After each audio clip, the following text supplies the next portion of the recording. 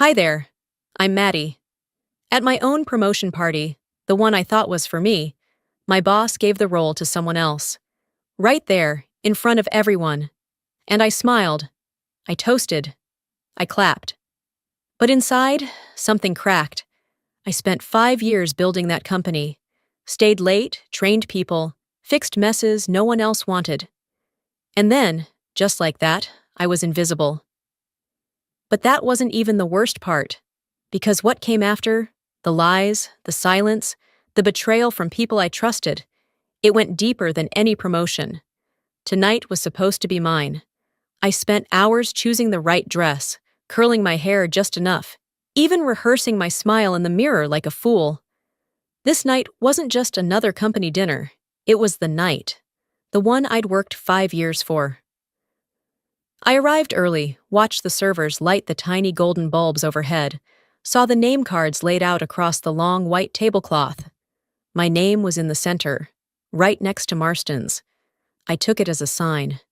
Every inch of me buzzed with nervous anticipation. For 5 years, I showed up. I cleaned up messes that didn't belong to me, stayed late without being asked, helped new hires feel like they belonged, even when I didn't feel that way myself. I played the long game.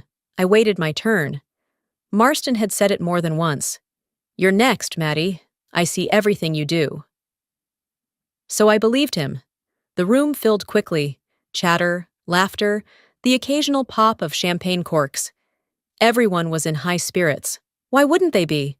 Sales were up, bonuses were on the table, and tonight someone was about to be named our new senior manager. Everyone knew it. I felt it. Marston stood at the head of the table, glass of wine in one hand, his signature smug grin in place. He tapped the glass with his fork, gently, rhythmically. The room silenced like someone had hit pause. My stomach flipped. He looked around the table and smiled. "Tonight," he began, "I want to recognize someone who's truly raised the bar.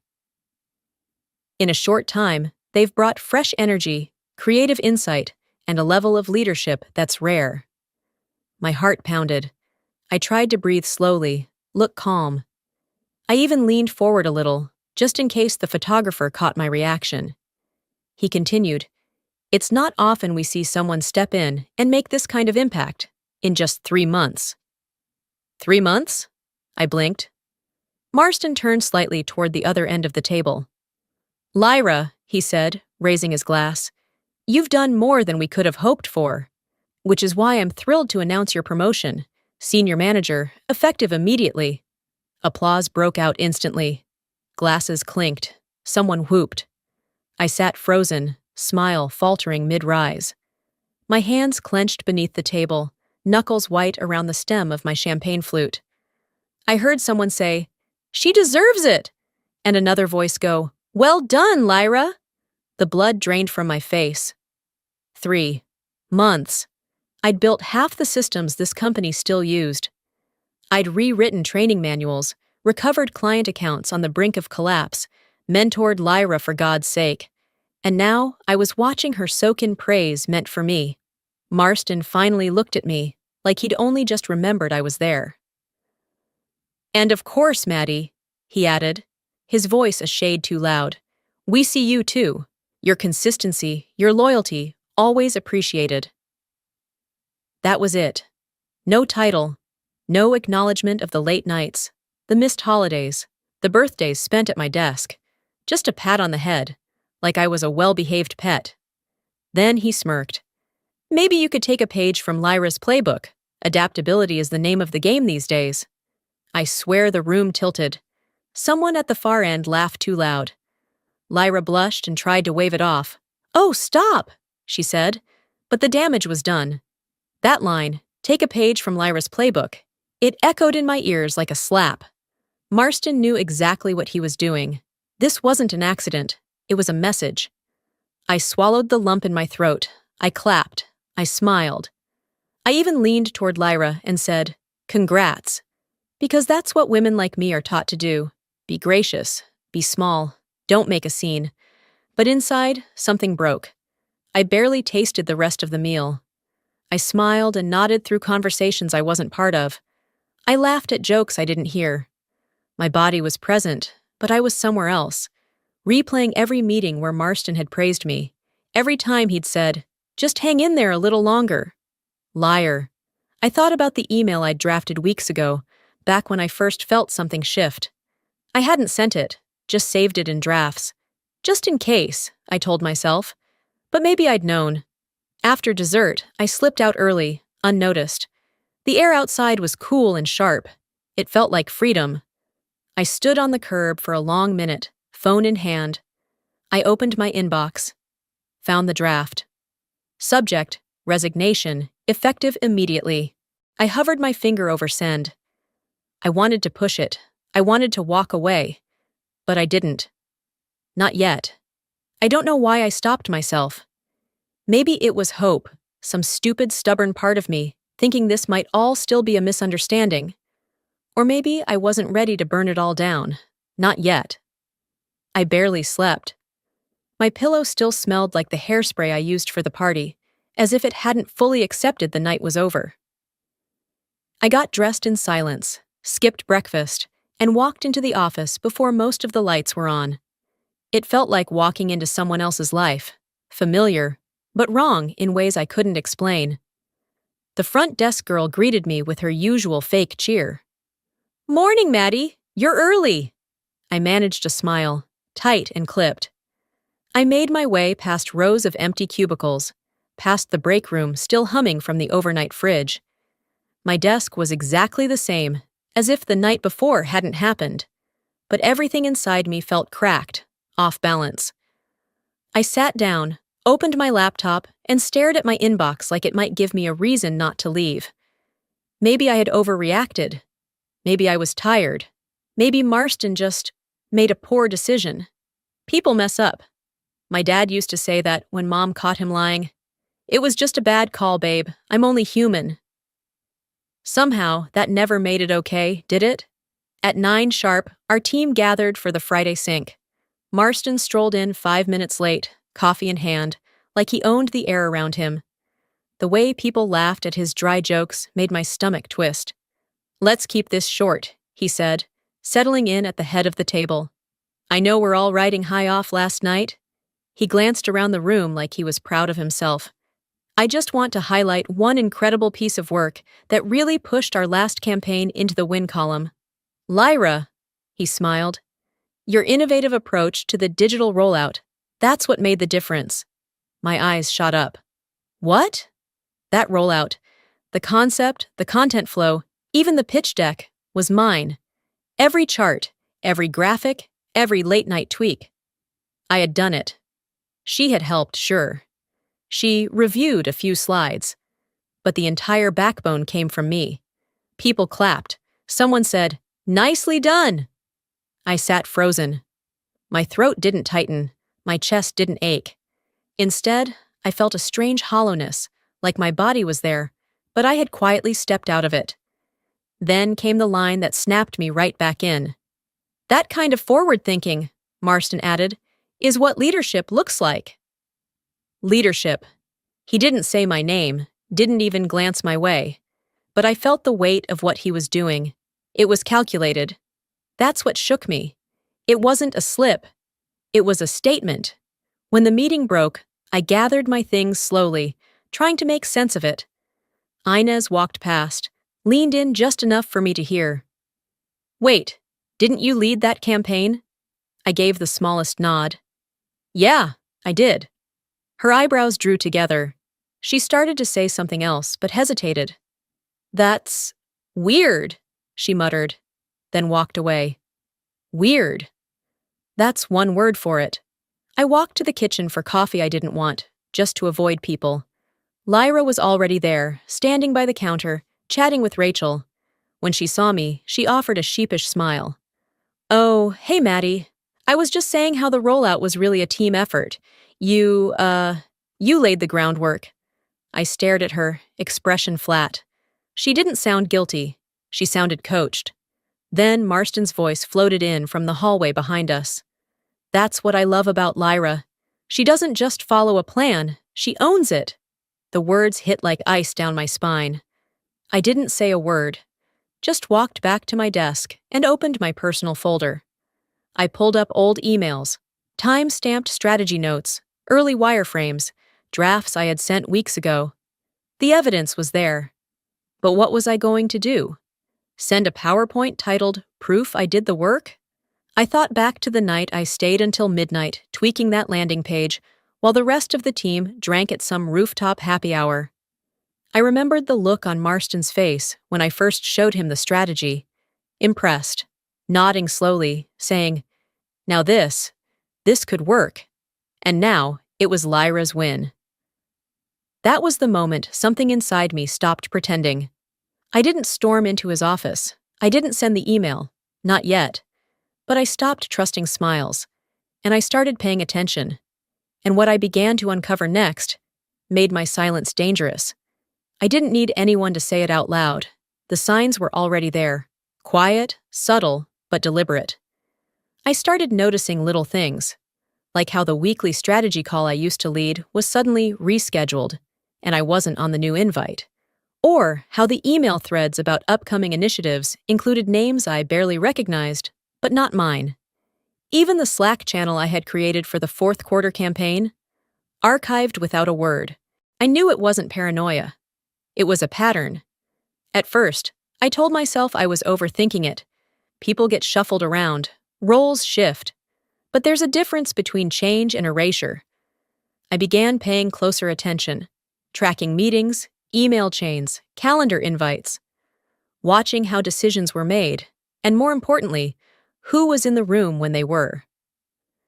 One morning, I walked past Inez's desk and casually asked, "Hey, did they move the Q4 Ops planning meeting?" She glanced up from her screen, hesitated, then frowned. No. It's today at 3. "Oh. Weird," I said. "I didn't see it on my calendar." She bit her lip, clearly uncomfortable. "I think they switched it to a smaller group. You're not on the list?" My stomach sank. I walked back to my desk without saying a word, opened my access settings, and checked the group permissions. My name had been removed from the committee entirely. No message, no explanation. It wasn't an oversight. It was surgical. That was the day I stopped trying to be patient. The following week, I saw something that made my jaw tighten. Marston assigned a high-profile pitch, one I had been preparing for weeks, to Matt, a junior analyst barely a year out of grad school. I'd already met the client over Zoom twice, even sent a follow-up deck. When I asked Marston about it, he didn't blink. "We thought Matt might bring a fresh energy to the table," he said, shrugging. "Clients like seeing new blood." I stared at him. "You mean young?" He smiled like I was being difficult.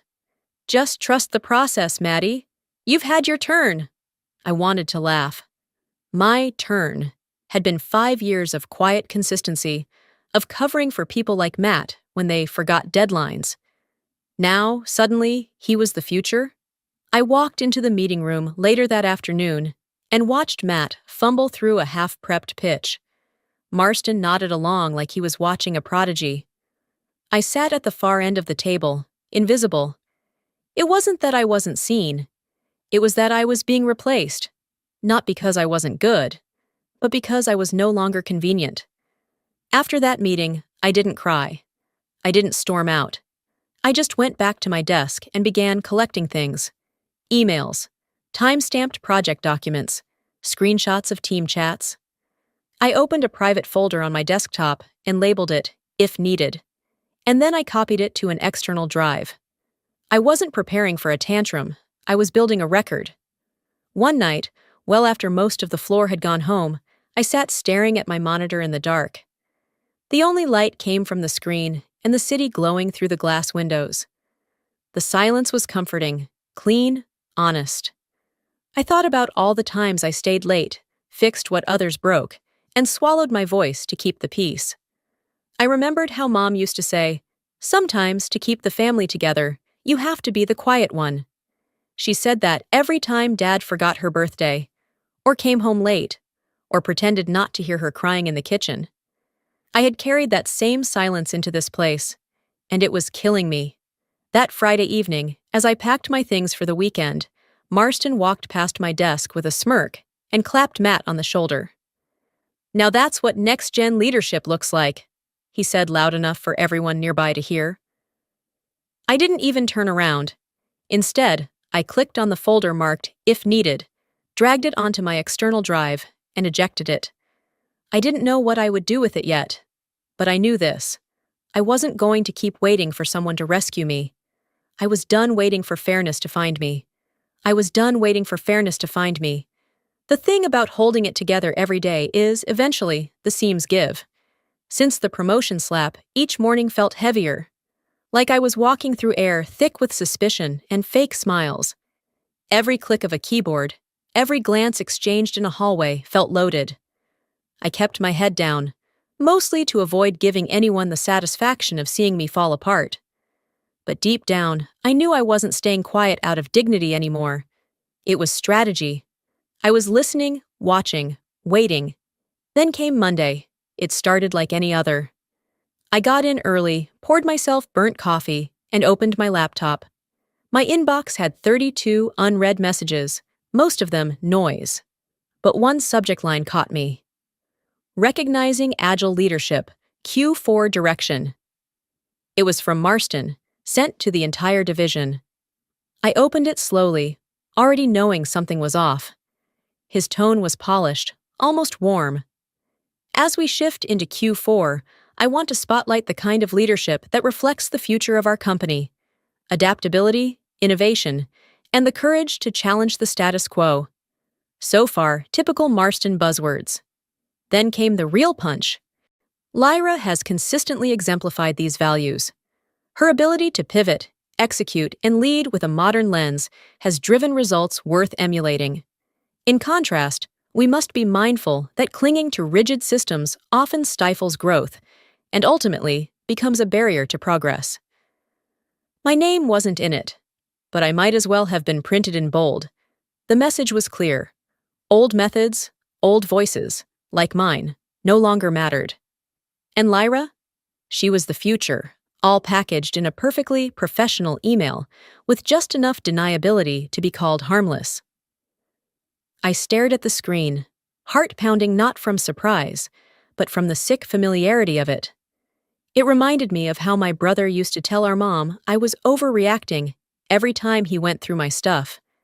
How he'd smile and say, "I was just organizing, chill," and somehow I'd end up being the problem. This was no different. I didn't reply. I didn't forward it to HR or scream into the void. I just sat there and let it burn. I scrolled through the comments piling up under the message, "Well deserved, Lyra," and "We're lucky to have her," followed by a handful of emojis. And still, not one person asked the question screaming inside me. Where was I in all of this? Inez passed by my desk about an hour later.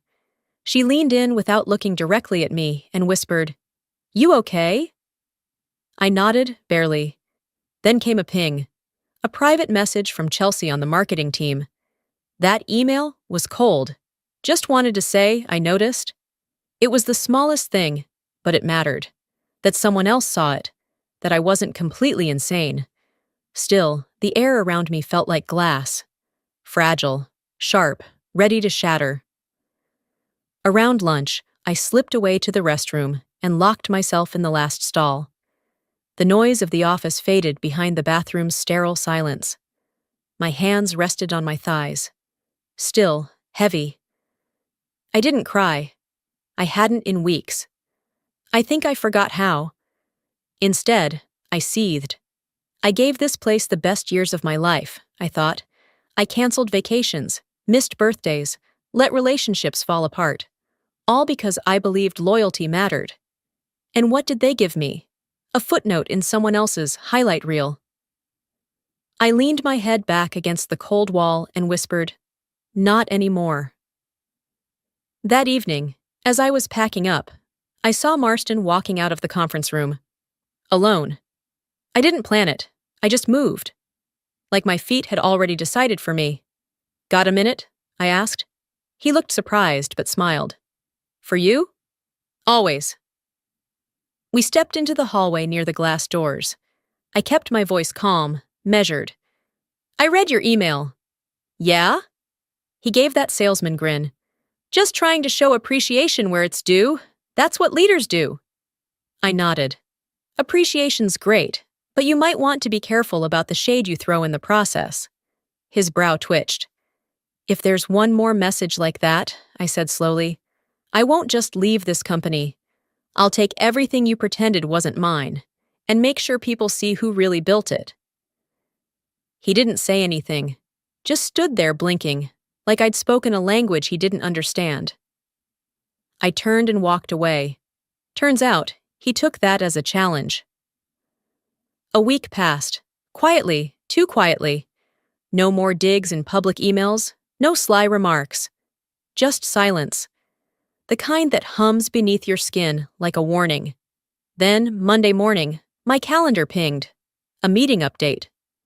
I opened it with a flicker of hope, thinking maybe someone had finally remembered to do their job. Performance review. Rescheduled, to be determined. Reason. Scheduling conflicts. Third time this quarter.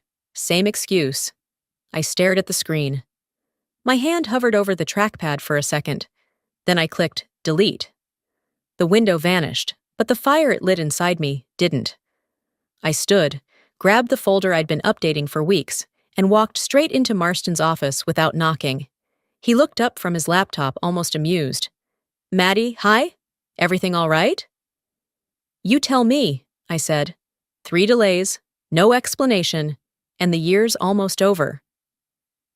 He leaned back, that same corporate casual tone ready on his tongue. We're still compiling feedback from your peers, cross-checking project outcomes. You know how it is. You've had 5 years of feedback, I said, setting the folder on his desk. All of it's right there. Client retention, campaign success, onboarding results, employee mentorship. Everything I've done while you kept dangling that title like it was candy on a string. He didn't even open the folder. This isn't personal, Maddie. You're right, I said, voice flat. It's calculated. His smile faltered. You've been using bureaucracy to keep me in place. You know exactly how much weight that review holds for promotions, raises, credibility. And you've postponed it over and over like my work doesn't matter. Or like I don't. He tilted his head, folding his hands. I think you're getting too emotional. You don't want to make impulsive moves right now. I almost laughed. My father used to say the same thing every time he forgot a promise, I said. Don't overreact. It's not a big deal. But when you keep doing it, that's not a mistake. That's a message. Marston's eyes narrowed. You need to be careful, Maddie. You start escalating this, it can burn bridges. Doors don't always reopen. I leaned in slightly. I'm not looking for open doors anymore. I'm building my own. He tried to say something else, but I was already walking out. Back at my desk, I sat down and exhaled. Not relief, not anger. Something deeper, something final. I wasn't afraid anymore. I had facts, I had receipts, and I wasn't asking for a seat at the table. I was about to flip the table. A few minutes later, a small icon popped up in the corner of my screen. Read, receipt. Your message, Q3 reporting accuracy, has been opened.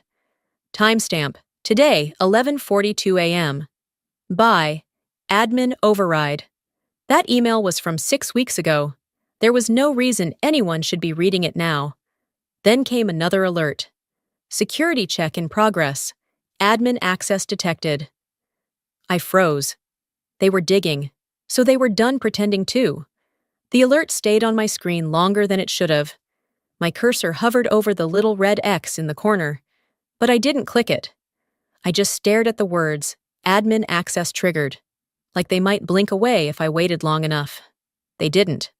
I clicked into the back end of my account, the audit logs tucked away in a hidden panel most employees never think to check. I'd only learned about it because I'd trained new hires before, back when I was still trusted, back when I still believed I belonged here. There it was. 3 instances of internal override logins tied to my credentials. One last Thursday, one over the weekend, one this morning. I felt it first in my stomach, a churn, a clench. Not fear, not shock, just something like disgust. That quiet kind of disgust you feel when someone you once trusted rifles through your drawers and then acts like you're overreacting. I stood up slowly, grabbed my badge, and headed toward the IT department. The hallway felt colder than usual, like the walls themselves were watching me. When I walked into the tech wing, the room hushed. Not in a dramatic way, just enough to make me sure I'd interrupted something. Ben, a junior support tech, glanced up. "Hey, Maddie, everything okay?" I smiled, polite but tight. "Quick question. Was there any routine maintenance done on my email account lately?" He paused.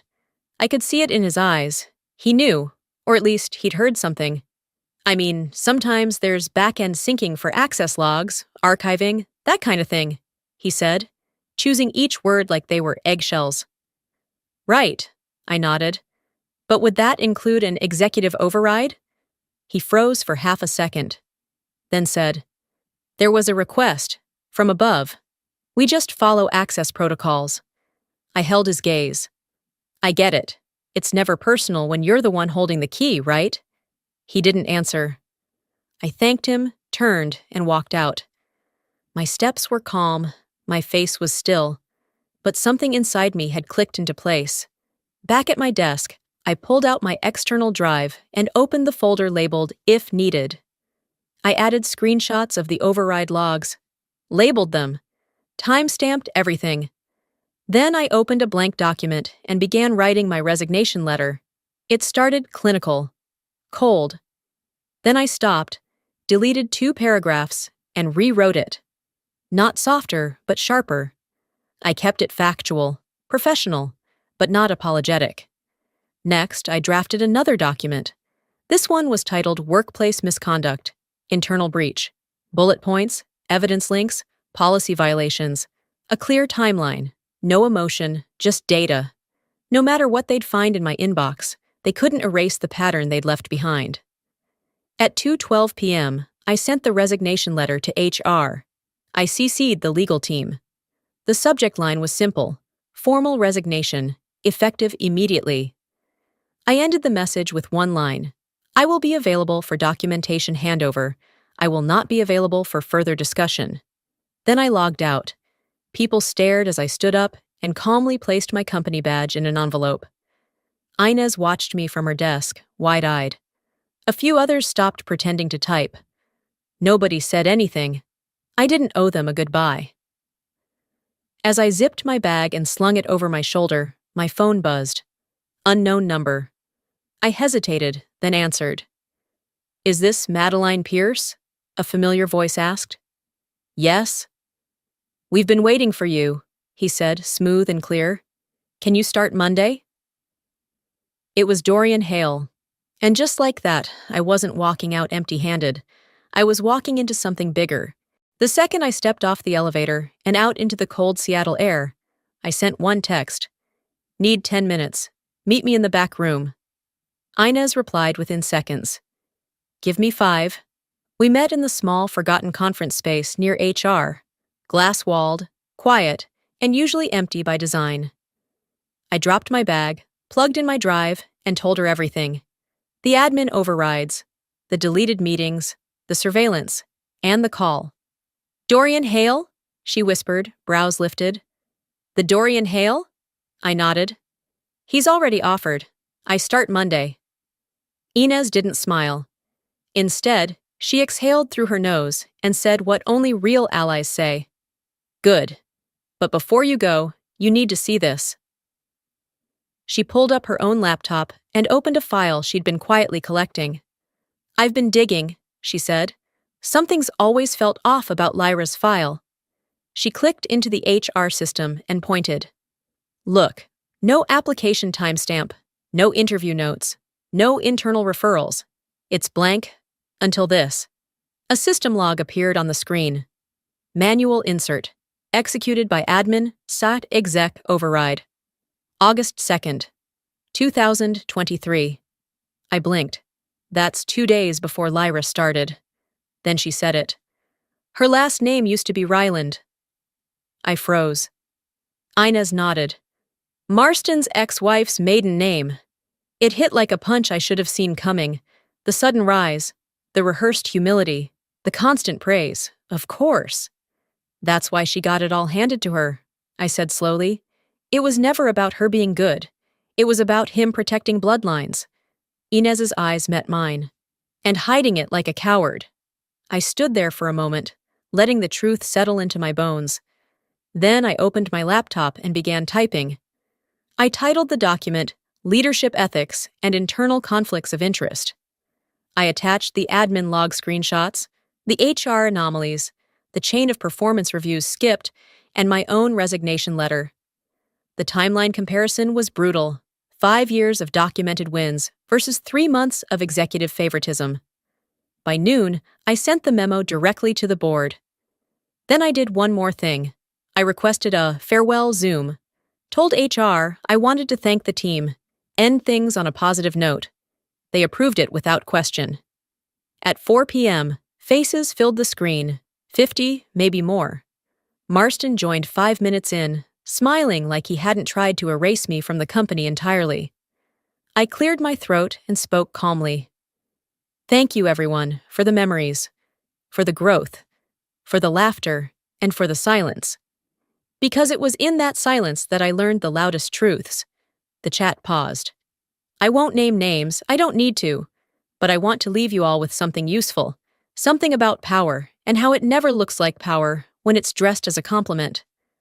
Someone unmuted and whispered, "Oh, wow." I smiled. If you ever feel like your voice is too small to matter, remember this. The ones who silence you are always the ones most afraid of being heard. Then I clicked End Call. 2 minutes later, Inez messaged me. The board just went into an emergency session. Marston's face looks like he saw a ghost. I powered down my laptop. I didn't want to see what came next. Not yet.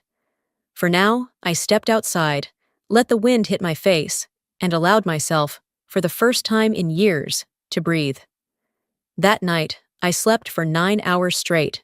For the first time in years. There was no tossing, no staring at the ceiling while replaying conversations, no anger tucked beneath my ribs, keeping my breath shallow. I just rested. And when morning came, I opened my eyes to golden light spilling across the hardwood floors of my new apartment. My body felt different, like it belonged to me again. 2 weeks had passed since I walked out of that glass tower with nothing but a flash drive and my spine intact. And today, I walked into something better. Carter and Associates wasn't flashy. It was sharp, lean, built by people who still believed in doing good work for the right reasons.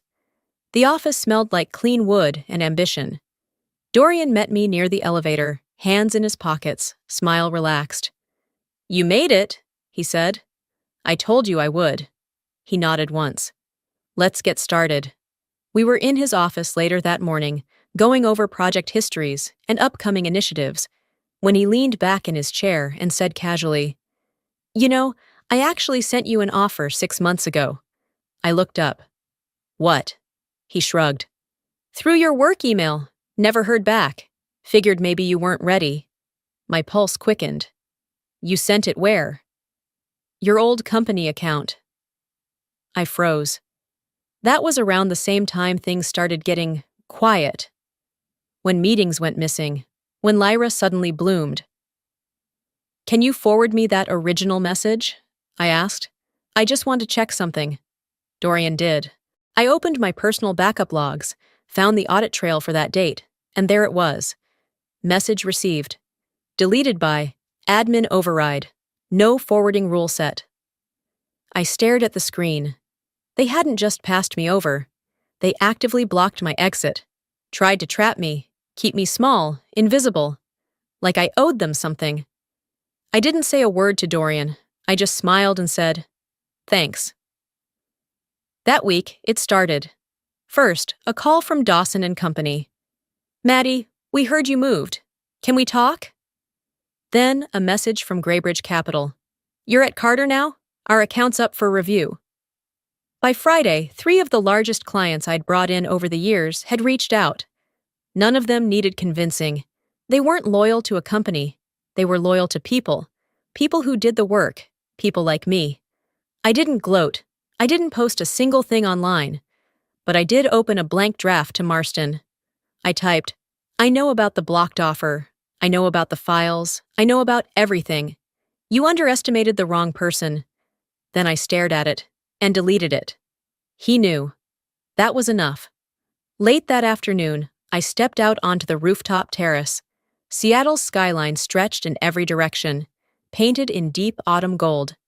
The wind tangled in my hair, and I closed my eyes, not to escape, but to feel fully present. My phone buzzed.